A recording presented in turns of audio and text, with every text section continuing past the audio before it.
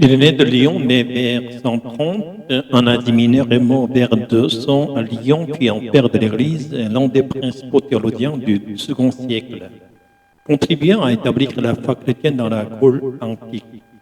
Si l'on compare l'histoire chrétienne de la France, qui s'étend sur près de 2000 ans, avec celle de la Corée, qui ne dépasse pas une centaine à 200 ans, la différence est saisissante. Dans la Corée contemporaine, la foi a véritablement pris feu après la guerre de Corée et surtout depuis les années 70. Il ne s'agit que d'une cinquantaine d'années. Ce premier mot a brûlé avec une intensité remarquable, ce qui explique sans doute la croissance fulgurante de l'Église coréenne.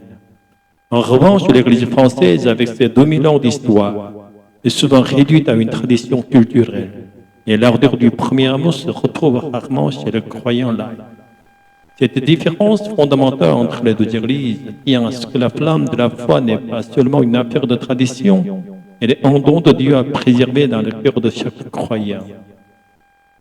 Il est possible que cette flamme du premier mot commence à s'affaiblir même au sein de l'Église coréenne.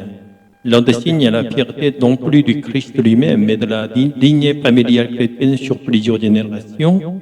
Dans un véritable premier mot sur la gloire de Jésus-Christ compte. Il n'y a pas de place pour se vanter des ancêtres. Même parmi les candidats au poste de pasteur, il arrive souvent que soient favorisés les enfants des pasteurs déjà établis, indépendamment de leur religion locale particulière. Ce qui donne lieu à des remarques ironiques sur ces lignées dites sacrées. Face à 2000 ans d'histoire chrétienne en France, cette fierté n'a aucune valeur comparée à la pureté du premier amour.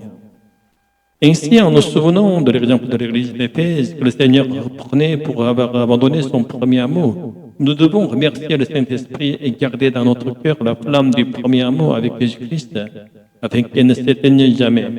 Alléluia, Amen.